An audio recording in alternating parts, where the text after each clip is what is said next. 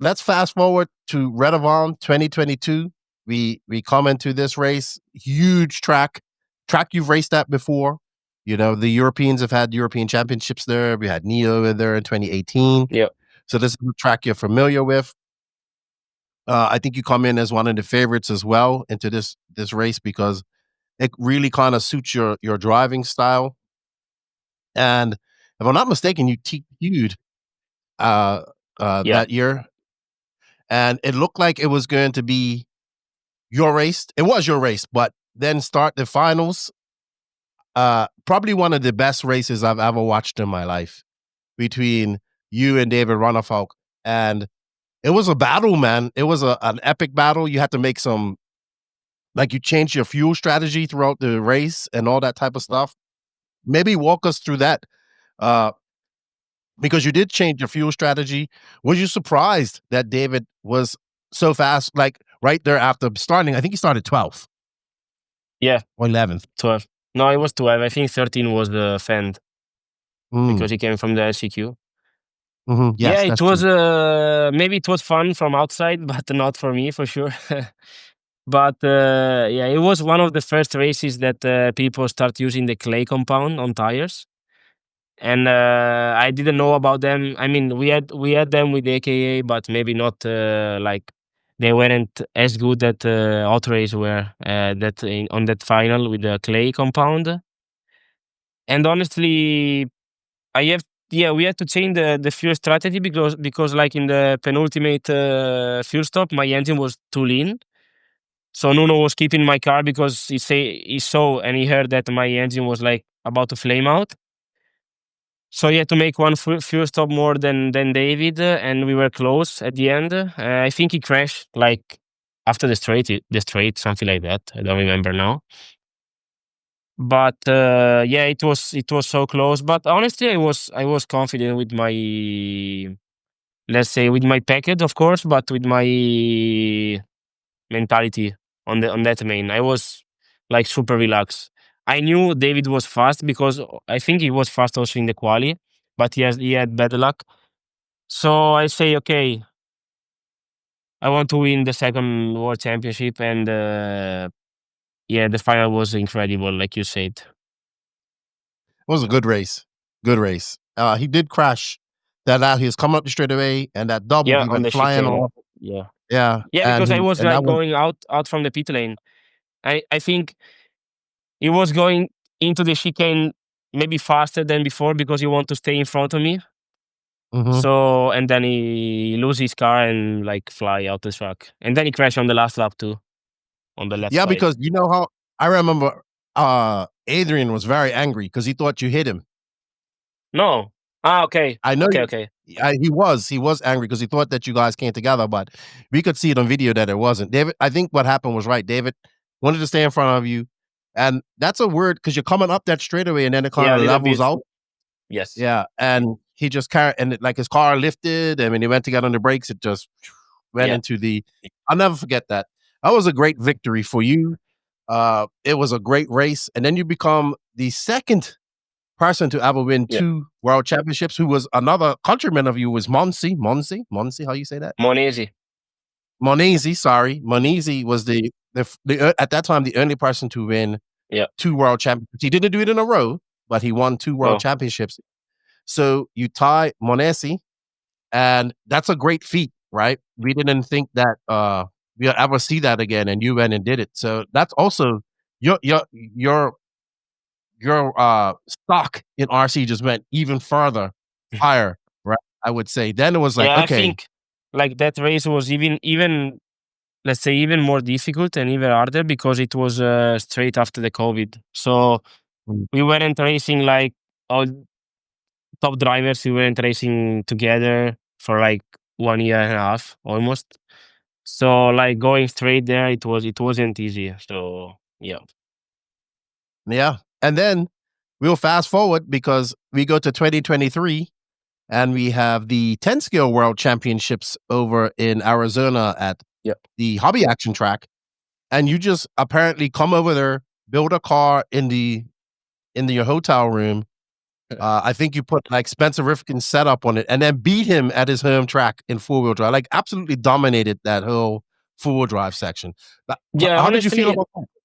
I mean, I was nervous at the beginning because, like, going in the 110 world, let's say, which is in America, because I think 110 is only big and popular in America compared to Europe. So, like, going there and racing against them. Actually, I was in the top it on the free practice, and I say, "Oh my god, I have to leave space to everyone because I'm too slow." And then after the second practice, I was like P2, and I say, "Maybe I'm fast or the other are slow. I don't know." And then, like starting from there, uh, I want to say that yes, I started with Spencer setup because didn't know how to build the car for that kind of track. But actually, after that, we changed the setup fitting on my driving style. Mm. I didn't use completely Spencer's setup. I start with What his setup, that's for sure, 100%, because I also say thanks to them because we didn't know how to build the car. But actually, I'm not Spencer. I have a different driving style. So from that point, we start changing small things, trying to fit on my driving style. And actually, some drivers like Mayfield or other drivers start to copy my setup and see my car, you know, which was a little bit different from Spencer. Not same, but some small things were different. But yeah, the base setup was his setup. Like 80% was his setup and 20 my setup. what is it that you look for in your cars? Being as you said you changed some things. What do you like? How do you like your cars to be? Honestly, it's a difficult question because about 110 I just drive. I don't know nothing about setup. I have a Nuno that is helping me a lot with 110. But actually, I feel like his setup was good, but for my driving style was, let's say, too aggressive, like into the corner. I like the car like making round around the corner, and I'm making also the corner like always a little bit on power. So it was Mm. difficult for my driving style. So we try to adapt his setup on my driving style, also with Brent, Aiden, and all the guys, Dustin, and everyone. And yeah, we found a setup which was perfect for for me. And then start the problem of tires because we have to break in the tires because when they were new for me, they weren't fast as after one quali. So everything came together that day, that day. Yeah, and where did you finish in two-wheel drive? I think top 5? Actually, I start P3 after the qualifying, Mhm. and I think I had the chance to finish in the top 3, but I got take out from Brock in the A1. And then he say sorry to me because he didn't make on purpose. And I say, okay, but it was the first lap. So come on, we have like 5 minutes to fight together. And then I recover on the second, which I finished P3 or P3 in the second main, and then P4 or P5 in the last one. I finished P6 or P5 at the end. P6, I think. Oh, you still got a 10-scale world championship. Did No, have you won any 10-scale European championships? Yeah, in two wheel in Yeah. Italy. Yeah, and Yeah, wasn't it 2019? yeah, Pinerolo. Didn't you Excuse me? The jump with the in Pinerolo in Turin, the Ah. jump with the bridge in the middle. Oh, and, was that in Italy? Or was that in, Yes, France? Oh, Italy. okay. No, no, Italy. Yeah, okay. Alright, so you do have a European championship. Yeah, I always say that What for me, 110 without practice, because right now I didn't touch 110 since last year. Making the main is my goal, you know? So going into the main without practice for me is good. Where are the Euros this year? 10-scale Euros? Slovakia, Udi Arena. Oh, that's right. Shigeto, you just told me that. And you are going to, Australia later on this year as Yes. well, right?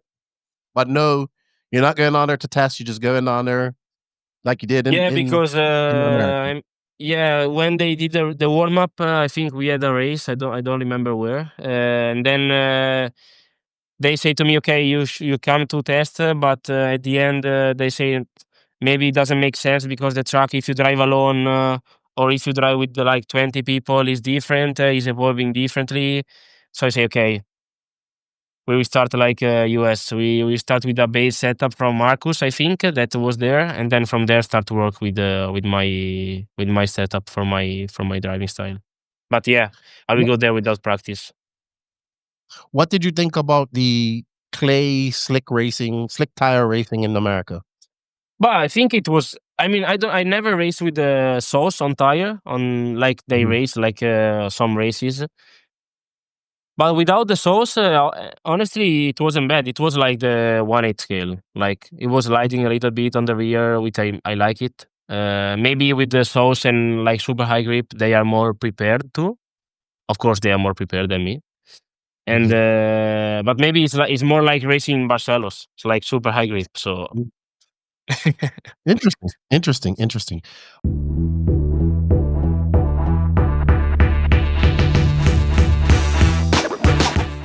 Cow RC is your one-stop shop for all things RC car maintenance, carrying everything you need to keep your cars looking good and working well. From the basic chassis cleaner that doesn't dry out your plastics, to jet air blasters, no need to carry large and loud air compressors, to simple wipes to keep both your hands and bodies clean. That's just the surface though. Everything needed to keep your cars working smoothly and optimally while staying organized, like silicone spray, light grease coating, silicone bench mats, and the almighty Utter Butter, are also staples of Cow RC's large selection of products. Be sure to use code NNRC to save 10% off your next purchase from cowrc.com.